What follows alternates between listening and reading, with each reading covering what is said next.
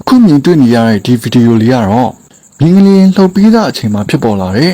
မြေကြီးရဲ့ကွဲကြောင်းတွေကိုတာမန်လိုက်လံမှတ်တမ်းတင်ထားတဲ့တာမန်ဗီဒီယိုတစ်ပုဒ်မဟုတ်ဘဲနဲ့ Richter Scale 7.7 ရှိပြီးတော့မန္တလေးနေပြီးတော့ပြည်မနာစကိုင်းပြင်ဦးလွင်မဲသိမ်းမြို့နယ်နဲ့အင်းဝမြို့တွေမှာပါလူသေးပြောက်အများဆုံးဖြစ်ခဲ့တဲ့မြင်းကလေးကြီးရဲ့အဓိကဗဟိုချက်ဒီနေရာကိုအမှတ်မထင်မမိရရိုက်ကူးမိခဲ့တဲ့သမိုင်းဝင်ဗီဒီယိုတစ်ပုဒ်ပဲဖြစ်ပါတယ်ဒီငလင်ကြီးရဲ့အဓိကဆုံးချက်ဒီနေရာကတော့စကိုင်းတိုင်းစကိုင်းမြို့နယ်ရေကားအင်းလို့ခေါ်တဲ့ရင်မြစ်ကြီးအင်းအနားမှာတည်ရှိပြီးတော့ဒီဗီဒီယိုလမ်းလျှောက်ရိုက်ကူးခဲ့တဲ့သူတစ်ယောက်ကသူမျက်မြင်ကြုံခဲ့ရတဲ့မြင်ကွင်းတွေရဲ့အကြောင်းရှင်းပြထားလေးတို့တစ်ချက်လောက်နားထောင်ကြည့်လိုက်အောင်ပါငလင်ဘယ်လောက်ကျန်းလဲကြည့်လိုက်ပါဦးအနားတော်သိမ့်မကရဘူး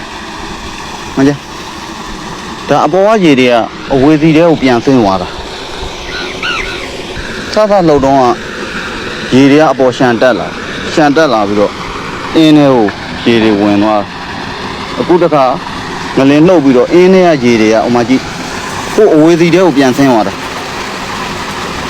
ကြောက်စရာကြီးနော်မကြ2025ခုနှစ်မတ်လ28ရက်နေ့လယ်12:50အချိန်မှာ3မိနစ်ကျော်လောက်ပြင်းပြင်းထန်ထန်လှုပ်သွားခဲ့တဲ့အင်အားပြင်းငလျင်ကြီးရဲ့အဓိကဆုံးချက်ဒီနေရာကိုနောက်သားတွေလေးလာနိုင်ဖို့အတွက်